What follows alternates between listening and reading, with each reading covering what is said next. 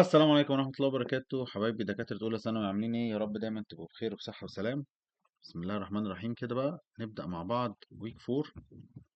تعالوا كده نبدأ مع بعض. هو بيتكلم هنا على إيه؟ أو على أنهي ليسون تحديدا؟ أنا لسه في ليسون 2، بس إحنا هنا في بارت 2. أرجع أفكرك تاني إن إحنا عندنا كل ليسون دلوقتي بقى بيتقسم بارت 1 بارت 2 بارت 1 بارت 2. وكنا بنتكلم في الليسون ده على قصة إن الرياكشن في منه اكزوثيرميك واندوثيرميك، والهيت كونتنت هنا بيطلع هنا بيقل، وازاي بطلع الانرجي لبره، وبريكنج البوند عندي بيبقى اندو، الفورميشن في نيو بوند بيبقى اكزو. اتكلمنا في كل ده، ولو ناسي اي حاجه فيهم ما تنساش ان اصلا عندك فيديو الشرح بتاع الليسون كله موجود على اليوتيوب دلوقتي، روح اتفرج عليه. وهتلاقي عندك بلاي ليست كامله فيها المنهج كله ان شاء الله، هننزله كده ليك على اليوتيوب كله، روح اتفرج عليه. لو في حاجه واقعه منك في اي ليسون حاول تلحق تلمها على طول، عشان ما تراكمش الدنيا عليك، لان احنا عندنا ان شاء الله امتحانات الشهر هتبقى على ليسون 1 و2 و3.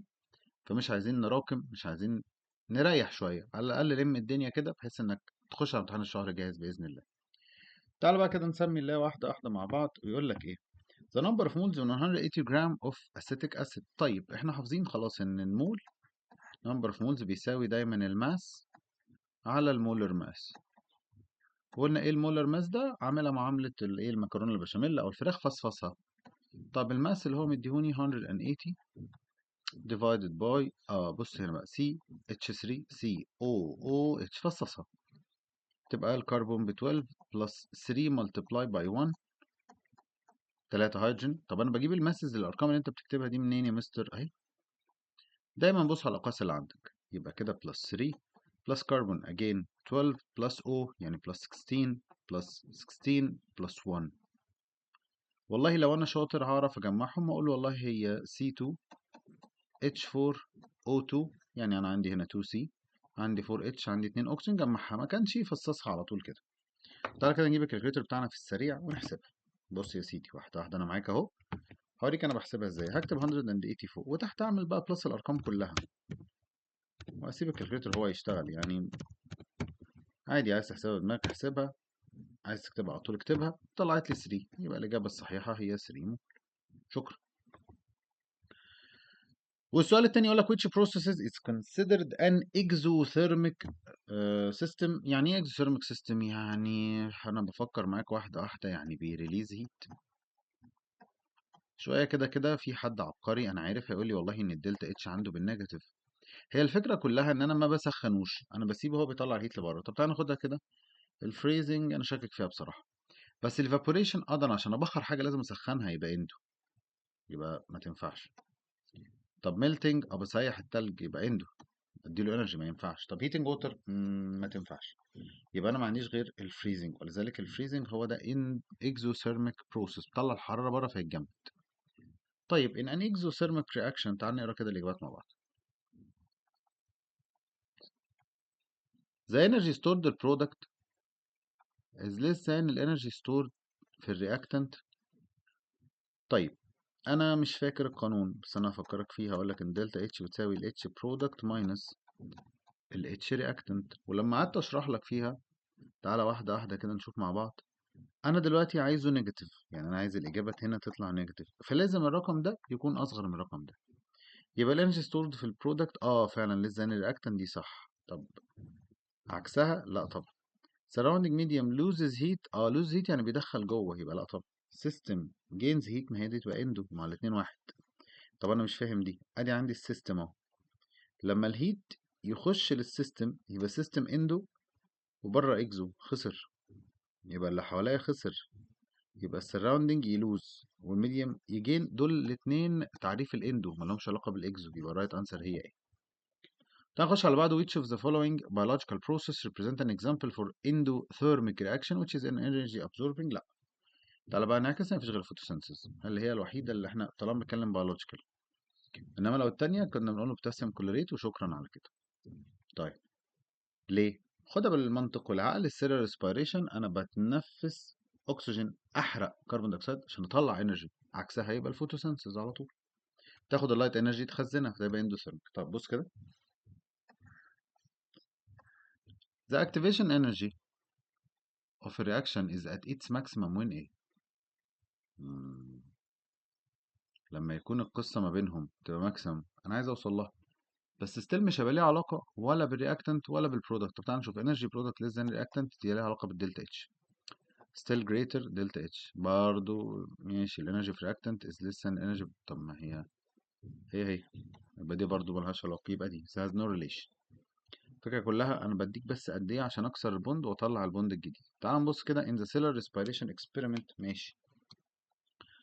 using seed it was observed that lime water in flask A at room temperature طبعا turbid ماشي turn cloudy faster than a refrigerator. How can this difference be analyzed؟ عادي، يبقى انا التمبريتشر احنا عارفين كل ما بعمل ريز للتمبريتشر بزود الريت اوف الكيميكال رياكشن بالنسبه لي، واحنا حافظين الكلام ده من السنه اللي فاتت، بس لو مش فاكرينه ادينا قلنا.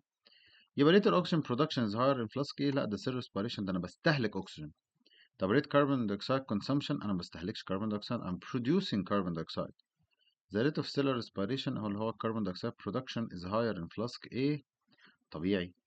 in seed in flask B died due to extreme cold، لا بس الريت بتاعها قل. ولذلك على فكرة معلومة يعني ليك، واحنا عشان كده بنحط الأكل في التلاجة عشان ما بيحصلش سير ريسبيريشن كتير، فما بيحصلش. مش انت اللي بتتنفس ساعتها، لا انت ولا الاكل، البكتيريا والحاجات اللي عايشه في الاكل هي اللي بتتنفس، ولذلك انت ما بتقللها جامد الريت ده بيقل جامد، فبالتالي تحافظ على الاكل لمده اطول. المهم which of the following equation represent an exothermic reaction؟ تعال نبص. دلتا اتش هنا بلس، لا. طيب هنا عملت بلس هيت لبره دي صح، طلعت هيت. طب هنا ماينس هيت، لا بتدخلها هناك بالبلس زي دي بالظبط، فيبقى دي غلط ودي غلط، يبقى الرايت انسر هي بي. in the reaction 2H2O ماشي ليكويد اداني ميه واكسجين والدلتا اتش بالنيجاتيف. حلو قوي السؤال ده. كده ده اكزو ولا اندو؟ انا لسه بشوف الاسئله معاك اهو لاول مره، يبقى ده اكزو. what is the change في الهيت decomposition of 0.34 جرام of الهيدروجين بيروكسيد H2O2؟ والله السؤال ده حلو، السؤال ده حلو بجد بجد. شايف ده؟ متفقين ان الرقم ده بص كيلو جول لكل مول. يعني بالنسبه لي انا قلنا ان ال 1 مول من ال H2O2 بيطلع لي بيريليز نيجاتيف 196 كيلو جول. طب يلا نغير القلم كده عشان نعدلها شويه زي ما بعض اتفقنا مع بعض. اروح احسب المولر ماس بتاع ده، احسب وزنه. هو وزنه عباره عن ايه؟ اخد على جنب كده في الدرافت بتاعي، انا عندي فيه 2H plus 2O، فهعمل 2 multiply by 1 close the bracket plus 2 multiply by 16، فهتبقى equal 34 جرام.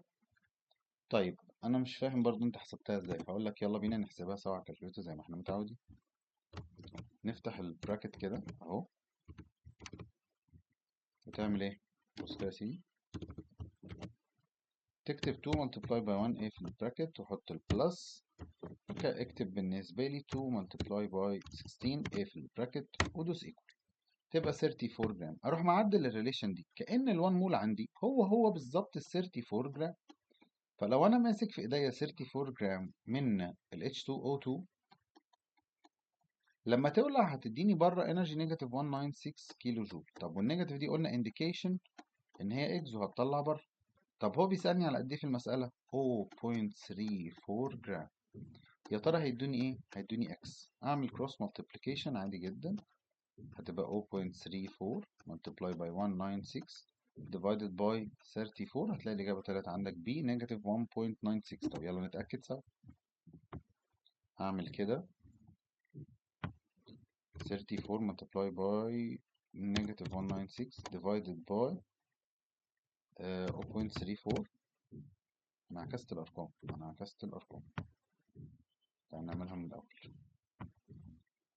بص كده 0.34 multiply by نيجاتيف 196، وهنا عندي هتبقى divided by 34. طب ايه ده؟ انا مش فاهم ايه الرقم ده. تبقى 1.96 كيلو جول. طيب the enthalpy of the reactant is كذا. احنا قلنا كلمة enthalpy يعني الهيت content، والبرودكت كذا. طيب يبقى الدلتا اتش بالنسبة لي، تعالى بقى واحدة واحدة. احنا قلنا البرودكت minus reactant 5642 minus 2584. مبدئيا قبل حتى ما اطلع الرقم واضح ان ده الكبير وده الصغير، باينه قوي.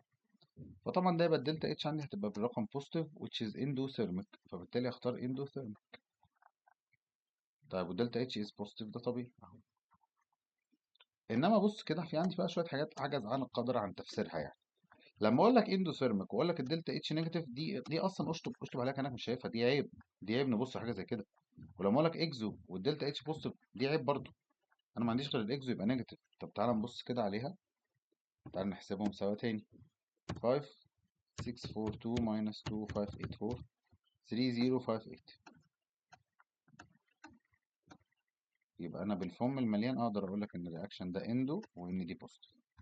حلو قوي. تعال نبص على question نمبر 10. يقول لك which graph represent the reaction produces large amount of heat energy to the surrounding medium. اوكي هيطلع بره فيبقى اكس. يبقى انا محتاج الجراف يكون عندي نازل لتحت، يكون عندي نازل لتحت. طب يبقى دي غلط ودي غلط. اكزو لان هو طلع للسراوندنج. طب سي ودي. انا حاسس ان سي اكبر صح؟ تحس انه وي بوم نزل اكتر، انما هنا هي مفيش مشكله. يبقى كل ما ينزل اكتر كل ما يطلع اكتر بكتير بكتير بكتير. طيب which of the following best describe the heat exchange of this reaction؟ من قبل ما ابص على اي حاجه، ده reaction endothermic، لان كان معاه مثلا 1000 جنيه بقى معاه 1700 جنيه زي ما شرحنا كده في الاكزامبلز عندنا في الشرح. طيب لما نيجي نقول لك ساعتها اندو، يبقى الهيت كونتنت بتاع الاتش اي اللي هم المين البرودكت اكبر بكتير من الرياكتنت. ليه؟ اوعى تنسى للمره الاخيره او للمره الكتير هفضل اقولها لك ان الاتش برودكت minus اتش رياكتنت. يبقى sum of heat content بتاع البرودكت is greater than sum of heat content بتاع الرياكتنت. ده صح. دلتا اتش is positive دي صح. طب نقرا الباقي. sum of heat content بتاع البرودكت is less than. شكرا يا راجل. حتى بص هنا في السهم، بص دي هتبقى عند رقم كام، بص دي هتبقى رقم كام. يبقى sum of heat content بتاع البرودكت less than، يبقى دي غلط غلط على طول. طب البرودكت greater than بس الدلتا اتش نيجاتيف، ستيل دي غلط. يبقى الرايت انسر هي ايه؟ طب تعال نشوفها. ماشي حلو الرياكشن ده. ميه ليكويد بقت ميه جاز، يعني ووتر فيبر، يعني انت سخنتها. ده منطقي يعني بالعقل اهو. طيب يبقى الدلتا اتش عندي بالايه؟ بالبوزيتيف. ليه؟ لان طبيعي ان انا بسخنها، يبقى انا هحط هنا بلس هيت. طب سيبك من العلامه دي علامه ان هي ريفرسبل، مش عندنا دلوقتي، مش بتاعتنا. بس كل اللي انا شايفه طالما اندوثيرميك يبقى الهيت كونتنت بتاع الووتر فيبر اعلى بكتير من الليكويد ووتر. شكرا. يبقى الهيت كونتنت اوف ووتر فيبر اعلى من الليكويد ووتر، دي صح. طب هيت كونتنت ايكوال هاف الهيت كونتنت بتاع الليكويد ووتر، لا. اولا انا مستحيل. طب دي اكبر، لا. طب قد بعض برضه، لا. يبقى الرايت انسر هي ايه؟ تعال نبص كده. if الدلتا اتش of the reaction is positive 200 كيلو جول، positive 200 كيلو جول، يبقى ده اندوثيرميك يعني دخل الهيت. تاني اندوثيرميك يعني دخل هيت من السراوندنج للسيستم. يبقى سيستم ريليز هيت، لا. سيستم جين هيت، سراوندنج ميديم جين هيت، لا. ما هما الاثنين واحد. دلتا اتش من نيجاتيف مستحيل. يبقى الرايت انسر عندي هي سي. طب تعال نشوف الاسي question. study the following ماشي then answer. حلو. which reaction 1 ولا 2 absorb more energy؟ لا 2 طبعا. طب ليه؟ عشان الهيت كونتنت بتاع الرياكتنت اعلى، البرودكت اعلى بكتير في 2 more than 1، او الديفرنس ما بينهم يعني. طيب تعال نبص. حلو قوي السؤال ده. from the following reaction، بص كده. CH3OH ده اسمه ميثانول، مش علينا اسمه، هو مكتوب وخلاص.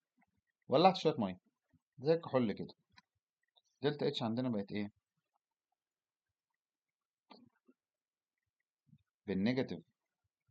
ايه ده؟ عرفت منين؟ ما قلت لك اي حاجه بولع فيها لازم تطلع لي حراره، فلازم الدلتا اتش بتاعتها بالنيجاتيف. حلو قوي. if an amount of energy equal 4359 كيلو جول 4359 كيلو جول is released. ماشي calculate الماس بتاع الميثانول burned. والله حلو قوي السؤال ده. حلو حلو يعني. هيلخص لنا كل الاسئله بتاعت الليسون. انا دلوقتي عايز اقول لك ان ال 1 مول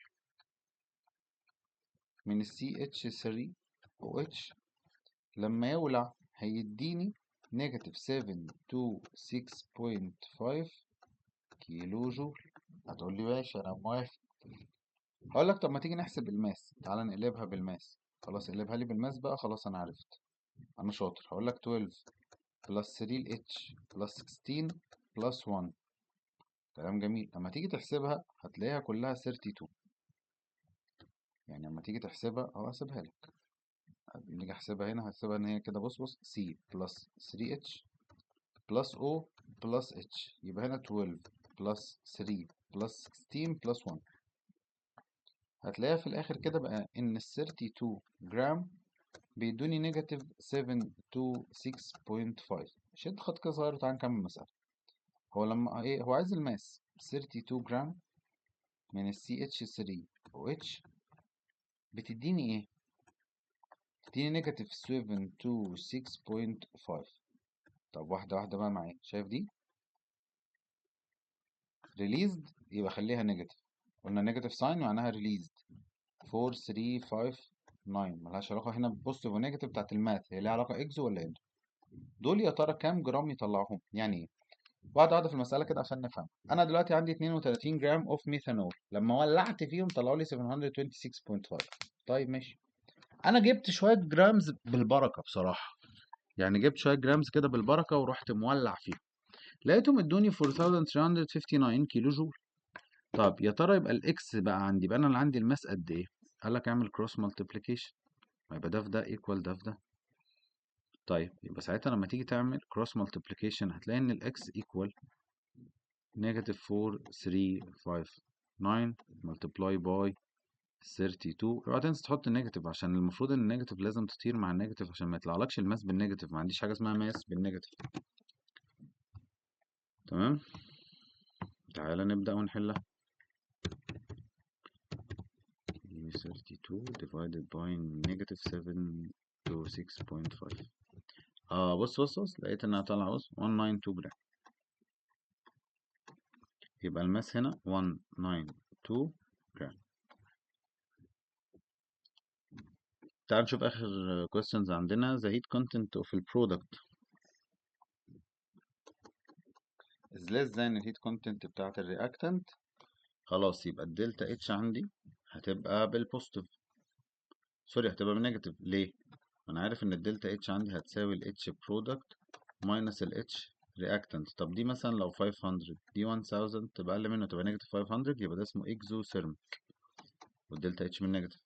The reaction produces heat when it occurs still exo وستيل الدلتا اتش عندي بالنيجاتيف. طيب كذا كذا كذا كذا كذا، بص شايف دي؟ بوزيتيف. بوزيتيف ايه؟ بوزيتيف قبل السهم تبقى اندو وتبقى بالبوزيتيف. سيب بس دي وبص معايا على طول، شايف دي نيجاتيف قبل السهم وديها هناك بالبوزيتيف تبقى اكزو وطلعت لي هيت تبقى نيجاتيف. ده بقى انا هغير له القلم عشان دي تريكه لذيذه. بص يا سيدي، ال NaOH لما جه يدوب في الميه التمبريتشر بتاع الميه بيزيد. ركز بقى معايا عشان دي اسرع حته عندنا. اديني حطيت كريستال في ال NaOH، لما بدأت تدوب راحت مطلعه الهيت للميه. هو هنا مين السيستم؟ ال NaOH. خلي بالك بقى مين السراوندينج؟ الووتر، عشان دي يعتبر اصعب حاجه عندنا. فانت بتطلع يبقى انت كده اكزو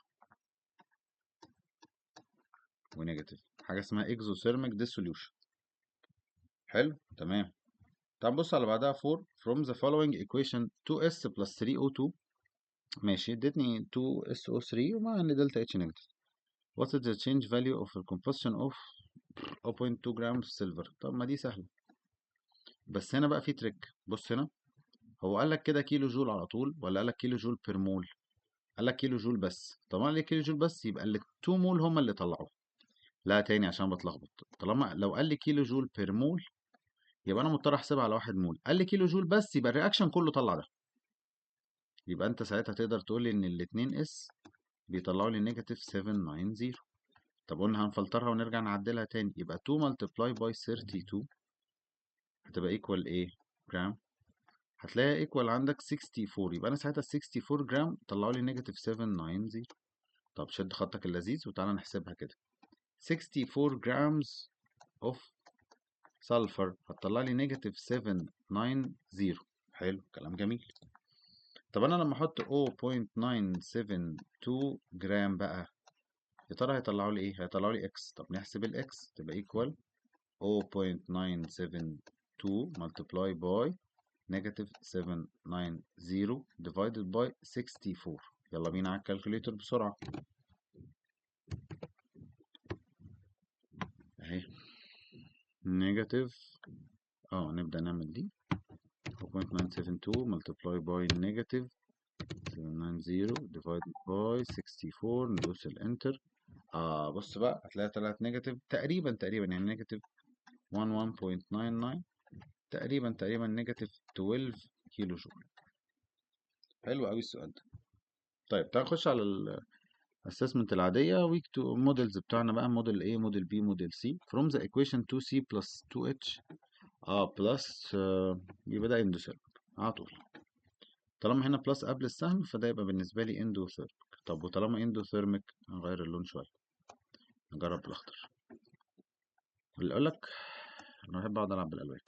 تاخد الإكزام ده كده الموديل يعني بالأحمر وبعد كده واحد أزرق واحد أخضر. يبقى الميديم أكوايرز هيت تمشي. ميديم خدت هيت ما هو انتو heat transfer from surrounding medium to the system. اوكي يبقى هو هنا قصده الميديم مش بتاعت السيستم دي، كده قصده السراوندنج، يبقى دي غلط.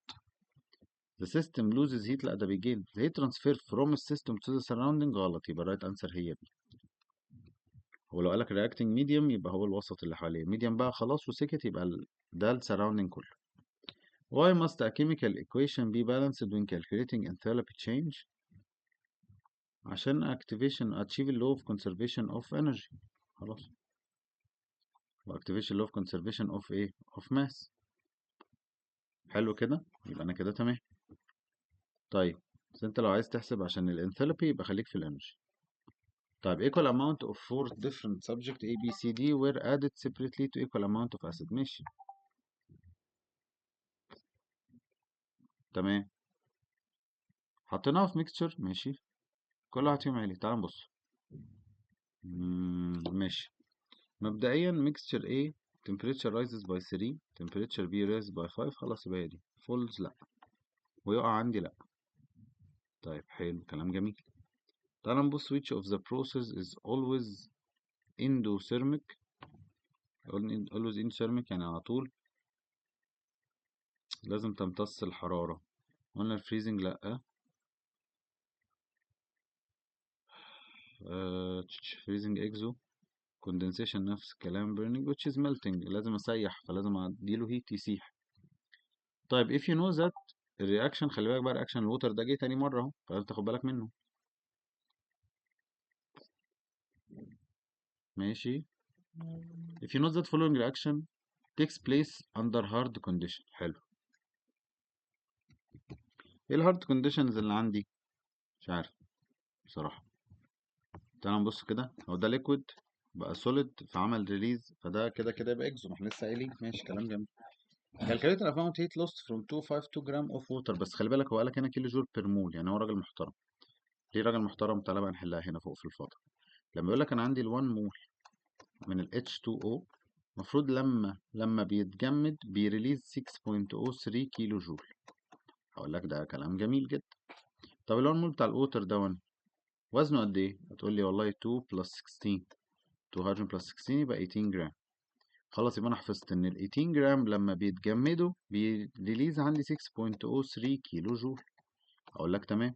طب لما يبقى عندك 252 جرام يا ترى هيريليز قد ايه؟ يريليز اكس. تعال نشوف الاكس ساعتها هتبقى ايكوال 252 multiplied by 6.03 divided by 18 هتبقى ايكوال قد ايه؟ تعال نجيب الكالكوليتر.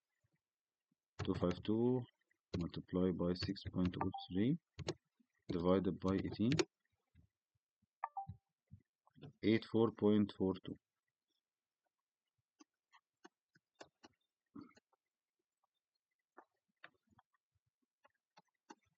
كيلو جول.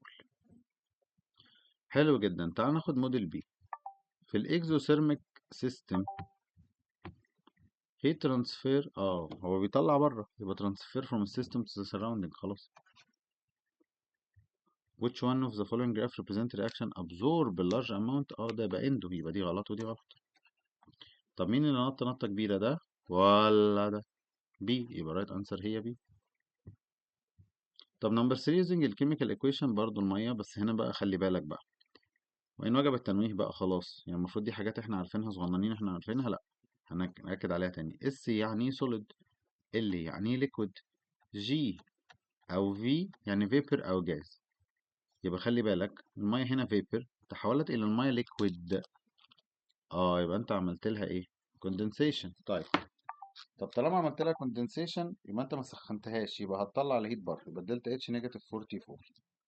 حلو كده. تعالى بص كده واحدة واحدة بس، ركز معايا. بص، واحد فين واحد فين واحد فين، كان في واحدة.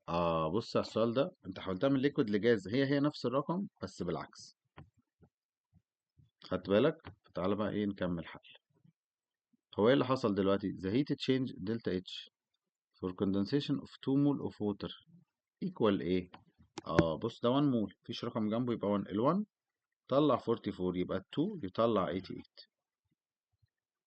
طيب حلو. from the combustion reaction of hydrocarbon C2H4 طلعت لي بلس 955 كيلو جول. ماشي. if 84 جرام of الهيدروكربون completely burn، خلاص هم نفس هم 3 خطوات واحنا ما بنغيرهمش.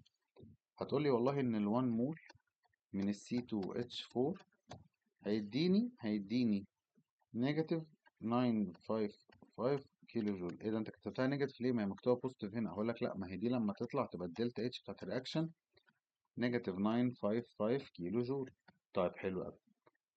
طب ده المول ده وزنه قد ايه؟ هتقولي والله هو 2 ملتبلاي باي سي بلس، بص نحسبها واحده واحده كاني بحسبها معاك لاول مره في حياتي. هتبقى 2 ملتبلاي باي 12 بلس 4 ملتبلاي باي 1 4، هتبقى ايكوال، دي تبقى 24، هتبقى ايكوال 28 جرام. يبقى 28 جرام بيدوني 955 كيلو جول. طب يا ترى ال 84 بقى هيدوني قد ايه؟ هروح اقول لك يلا تعالى نشوف الاكس. هتبقى الاكس هتبقى ايكوال 84 multiply by negative 955 divided by 28. حلو قوي الكلام ده كله. تعال نجيب الكالكوليتر اهو تاني. 84 multiply by 955 divided by 28. تقول لي يا مستر انت اصلا ما حطيتش النيجاتيف. اقول لك ايوه، انا عايز اعلمك هنا حاجه لذيذه، ان هي هتطلع نيجاتيف 2865. النيجاتيف كيلو جول. النيجاتيف دي يا شباب معناها ان هو اكزو، معناها ان هو خسرهم، معناها ان هو عمل لهم ريليز. حطيت البوزيتيف ما حطيتش، حطيت النيجاتيف ما حطيتش. خلي بالك بس لو انت بتضرب 2 بوزيتيف او 2 نيجاتيف مع بعض، سوري 2 نيجاتيف بس 2 بوزيتيف عادي. the surrounding medium gain كذا، لا the surrounding medium lost كذا، لا reaction lost كذا من الانرجي. هي دي. هنا بقى دخل لك ميكس ما بين اتنين، ما بين اصلا انت لازم تعرف ان هو طلع 2865 كيلو جول، دي اول نقطة. وتاني نقطة لازم تبقى عارف هو راحت منين لفين. يبقى الرياكشن نفسه هو اللي بيلوز، وبيلوز من الرياكشن للسراوندنج بالنسبة لي. طيب تعال نشوف compare between exothermic واندوثيرميك رياكشن. خلاص هنكتبها هنا تحتيهم. الاكزوثيرميك النيجاتيف والاندوثيرميك بوزيتيف، وكاننا عاملين جدول يعني. طيب ال HP وال HR ده نيجاتيف، يبقى انا عندي ال H برودكت اقل بكتير من ال H رياكت. طب هنا ال H برودكت اعلى بكتير من ال H رياكت. كلام جميل، كلام لذيذ. تعال نخش على اخر موديل عندنا اللي هو موديل سي. يقول لك ايه؟ يقول لك heat content of water is the sum amount of stored energy in 1 mole of water. طب انا مش لاقي المول، تعالى حولها لي للجرامز. ما هي الووتر هي H2O، يعني كانها 2H plus O، يعني 2 plus 16، فهتبقى equal 18 جرام. يبقى هي دي. طيب by using the following equation. ماشي، غريب ده. تعالى بص كده. هو هنا بقى ايه؟ تعالى نبص على القصة دي عشان القصة دي حلوة أوي.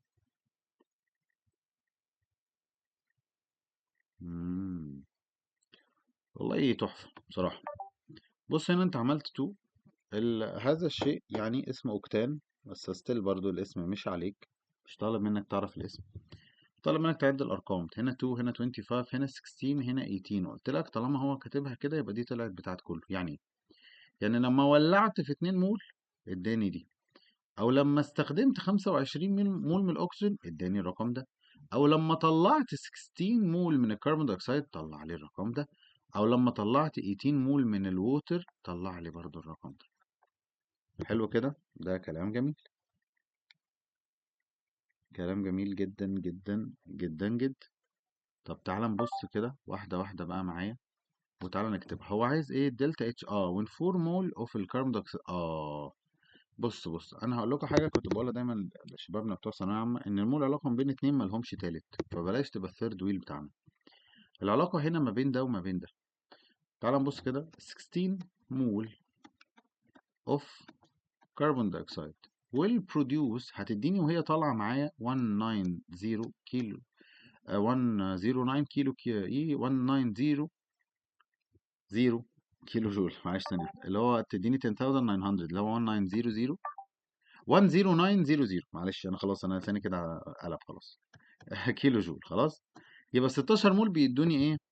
10900. حلو. طب يبقى انا لما يكون عندي 4 مول، يا ترى هيدوني قد ايه؟ احط هنا الاكس واشتغل بقى عادي جدا، فاقول لك ان الاكس هتديني 4 multiply by 10900 divided by 16. حلو كده. تعالى هي تطلع 2725 بس يعني، تعالى بعيدا عن قدراتي في الماس، تعالى نحسبهم سوا. 4 multiply by 10900 divided by 16 هتبقى equal 2725. 2725. طيب خلي بالك اي combustion بيريليز، فلازم دي يبقى بالنيجاتيف، لازم الرقم ده يبقى بالنيجاتيف، فتختار ده. حلو قوي كده. تعال نبص على question number 3، هو ده اخر سؤال عندنا. if the heat content او heat enthalpy of a reactant is كذا، الانثالبي بتاعت البرودكت is كذا، خلاص بقى، ما انت شاطر وعرفت بقى ان الدلتا اتش بتساوي الاتش برودكت ماينس الاتش رياكتنت خلاص. فهتساوي ايه؟ 1720 ماينس 1250 هتبقى ايكوال ايه؟ بوزيتيف 470. فكر فيها كده. يبقى ده بالنسبة لي endothermic reaction is endothermic، والدلتا اتش بتاعته is positive 470 كيلو جول. يبقى الرايت انسر عندي هي ايه. كده الحمد لله نكون خلصنا اخر ليسون عندنا. اتمنى يا رب دايما اشوفكم بخير وبصحة وسلام، اشوفكم الاسبوع الجاي على خير. لو لسه تايه في انك ازاي تعرف تحل الاسئله دي او مش فاهم الكونسبت بتاعه، لازم تروح تشوف الليسون اللي احنا منزلينه، حاول تفهم كل كلمه فيه كويس، وارجع حل الاسئله تاني، هتلاقيها بقت ميه معاك باذن الله. اشوفكم دايما كل اسبوع على خير. سلام عليكم.